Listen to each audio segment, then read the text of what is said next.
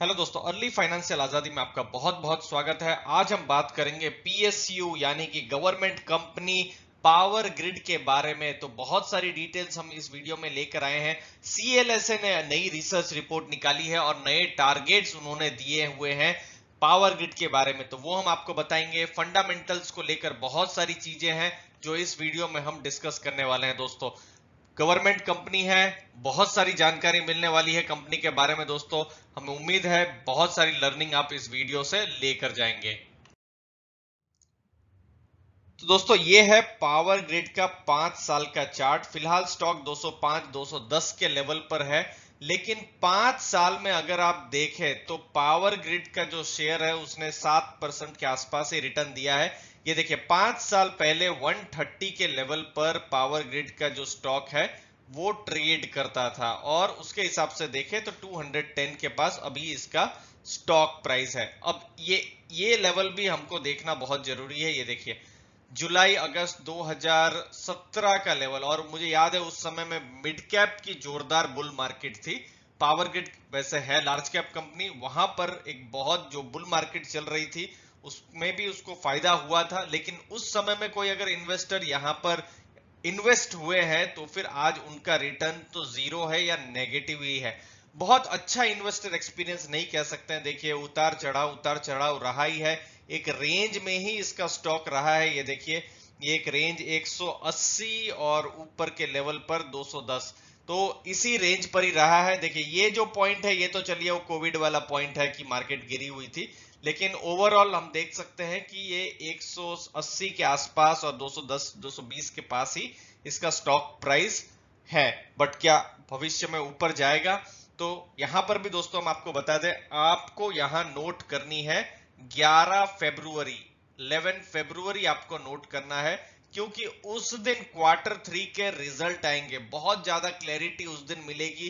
Power transmission में इनका business है, एक तरीके से हम कह सकते हैं कि मोनोपोली का बिल ऑलमोस्ट बिजनेस है। गवर्नमेंट का अच्छा खासा यहाँ पर 51% का स्टेक है।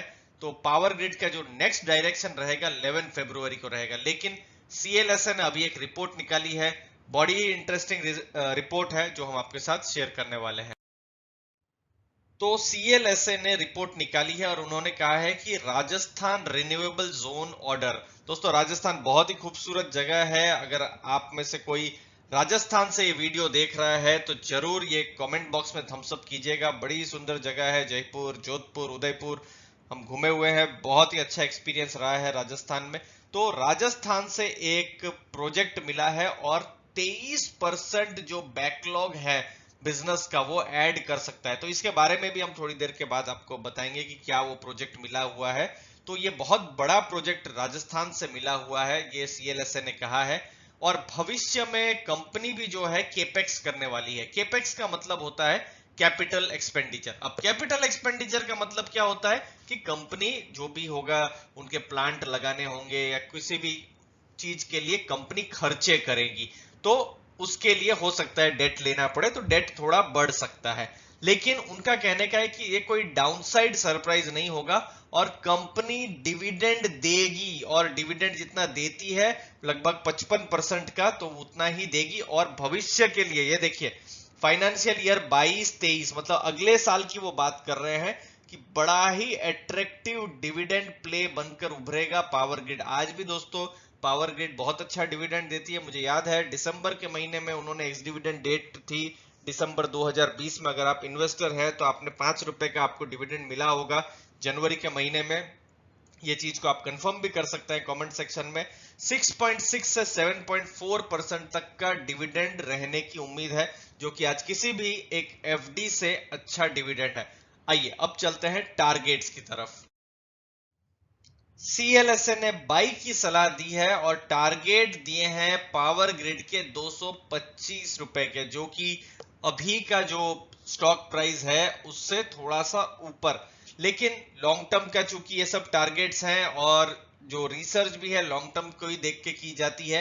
अब यहाँ पर 11 फरवरी को अगर रिजल्ट आते हैं तो फिर हमको नए नए और टारगेट्स पता चलेंगे जो हम आपके साथ शेयर करेंगे। देखिए ईएसजी इन्वेस्टर्स के लिए बड़ा ही अट्रैक्टिव स्टॉक है। कोई भी इन्वायरमेंटल या सोशल या गवर्नमेंट गवर्नेंस रिलेटेड कोई इशू नहीं है, तो यहाँ पर विदेश के जो बड़े FIIs है वो यहाँ पर इन्वेस्ट कर सकते हैं, जो पावर ग्रिड के पॉजिटिव में एक बात होती है। और जो वैल्यूएशन है बड़े ही इनएक्सपेंसिव है, मतलब कि कम वैल्यूएशन में आज की तारीख में पावर ग्रिड मिल रही है। तो थोड़ा सा वैल्यूएशन के बारे में भी कुछ इंपॉर्टेंट पैरामीटर्स जो है वो भी डिस्कस कर लेते हैं दोस्तों। चलिए कुछ वैल्यूएशन और कुछ फंडामेंटल्स के बारे में जान लेते हैं। तो ये है फंडामेंटल स्क्रीनर, 1,07,483 करोड़ का मार्केट कैप है। अलग अलग दिन में जैसे जैसे मार्केट आप देखेंगे तो अलग अलग दिन में मार्केट कैप चेंज होता रहता है, लेकिन यहां मैं आपका ध्यान ले जाऊंगा स्टॉक प्राइस अर्निंग। 9.08 का प्राइस अर्निंग है और इंडस्ट्री का प्राइस अर्निंग है 13.5। अब चूंकि ये पावर सेक्टर से है, ट्रांसमिशन सेक्टर से है, तो ऑलरेडी इस इंडस्ट्री को अच्छा खासा तो प्राइस अर्निंग मिल नहीं रहा है। लेकिन यहां इंपॉर्टेंट है बुक वैल्यू देखना। 129 की बुक वैल्यू है और प्राइस टू बुक वैल्यू 1.59 है, और ये चीज इसको बड़ा ही अट्रैक्टिव बनाती है। प्राइस टू बुक 1.59 बड़ा ही अट्रैक्टिव है। देखिए मैं बहुत सारे वीडियो में बोलता रहता हूं, जैसे कि आप कोई भी कंज्यूमर कंपनी को ले लीजिए, आप एशियन पेंट को ले सकते हैं, पिडिलाइट को ले सकते हैं, हिंदुस्तान यूनिलीवर को ले सकते हैं। बहुत अच्छी कंपनियां हैं, बहुत स्टीडी ग्रोथ करती है। उनका प्राइस टू बुक अगर आप देखेंगे तो 7-8 तक है। कंपेयर करना खैर सही नहीं होगा, लेकिन इतना एक तरीके से मोनोपोली का बिजनेस है। पावर ट्रांसमिशन के बिना ये वीडियो भी नहीं बन सकता है दोस्तों, ये इतना जरूरी है। आप भी वीडियो देख रहे हैं तो कहीं ना कहीं मोबाइल को चार्ज कर रहे हैं, तो पावर ट्रांसमिशन में कहीं ना कहीं तो हाथ है ही। इतना इंपॉर्टेंट बिजनेस है, लेकिन मार्केट कहीं ना कहीं प्राइस टू बुक उसको अच्छा नहीं दे पा रही है, जो कि वैल्यू इन्वेस्टर्स जो है, हम अलग अलग इंटरव्यूज देखते हैं, सुनते हैं, तो उनको ऐसा लगता है कि ये बड़ा ही अंडर वैल्यूड है। अब देखिए डिविडेंड यील्ड 5% के आसपास है और भविष्य में इसकी और बढ़ने की उम्मीद है, जैसा कि CLSA की रिपोर्ट में आपने देखा। हाँ, कोई चिंता अगर हो सकता है, कंसर्न हो सकता है, तो डेट टू इक्विटी 2 का है। लेकिन ये वीडियो बनाने से पहले हमने थोड़े रिसर्च भी की थी इसके जो क्रेडिट रेटिंग है उसकी। तो क्रेडिट रेटिंग में AAA की रेटिंग है, और दूसरा देखिए गवर्नमेंट का पूरा इसमें सपोर्ट है ही। तो गवर्नमेंट कंपनियों में जनरली आप जो क्रेडिट डिफॉल्ट या वैसी जो चिंता है वैसा नहीं होने की संभावना ज्यादा है, मतलब कोई चिंता नहीं करनी चाहिए। तो डेट इक्विटी भले ही एक नेगेटिव फैक्टर है जो इन्वेस्टर को ध्यान में रखना चाहिए, पर उसके लिए बहुत चिंता करने की जरूरत शायद नहीं है दोस्तों। अब आते हैं इसके सेल्स के डेटा और बाकी प्रॉफिट्स के डेटा के ऊपर। पावर ग्रिड का आप देखिए सेल्स ग्रोथ 5 साल का 17% है, 3 साल का 14% है, और ये जो ट्रेलिंग 12 मंथ मतलब पिछले 12 महीनों में ये 5% है। फिर देखिए प्रॉफिट ग्रोथ भी देखिए 16% है, मतलब सेल्स के बराबर ही है। 3 साल में 13% प्रॉफिट भी बढ़ा है, और फिर TTM जो है 13% भी बढ़ा है। तो सेल्स और प्रॉफिट साथ साथ चलता है, तो हम एक्सपेक्ट कर सकते हैं कि स्टॉक प्राइस भी उतना बढ़ना चाहिए। लेकिन स्टॉक प्राइस देखिए 5 साल में 7%, 3 साल में 1%, मतलब वहीं का वहीं है, और 1 साल में अभी थोड़ा बहुत यहां पर स्टॉक प्राइस बढ़ा है। रिटर्न ऑन इक्विटी भी बड़ी अच्छी है, 15-17%। तो ये सब भी डेटा के हिसाब से भी हम देख सकते हैं कि कंपनी कहीं ऐसा, देखिए बहुत बार ऐसा हो सकता है कि कंपनी का बिजनेस अच्छा नहीं हो रहा हो, तो उसकी वजह से भी मार्केट उनको अच्छा से वैल्यूएशन ना दे रहा हो। लेकिन ये हम देख रहे हैं कि बिल्कुल ये कॉन्सिस्टेंटली सेल्स भी ग्रो कर रही है, इसकी प्रॉफिट भी इसका ग्रो कर रहा है, और बहुत ही स्ट्रेटेजिक कंपनी है दोस्तों, इंडिया के लिए बहुत ही इंपॉर्टेंट कंपनी है पावर ग्रिड। लेकिन मार्केट कहीं ना कहीं इसको वो वैल्यूएशन नहीं दे पा रहा है जो हमको लगता है। इसीलिए आप भी जरूर इसको स्टडी कीजिए, अलग अलग जगह से जानने की कोशिश कीजिए, बिल्कुल हम मोटिवेट करेंगे। कोई चीज नहीं भी समझ में आ रही हो तो हम आपको बताएंगे। अब यहाँ पर एक चीज हम कहीं ना कहीं भूल रहे हैं, हमने स्टार्टिंग में बात करी थी राजस्थान की, तो राजस्थान में क्या नया हुआ है वो समझ लेते हैं। तो राजस्थान में बड़ा प्रोजेक्ट मिला है अंडर TBCB, जिसकी बात की जा रही थी CLSA की रिपोर्ट में कि वो 23% का बैकलॉग ऑर्डर उसको पावर ग्रिड को मिल सकता है।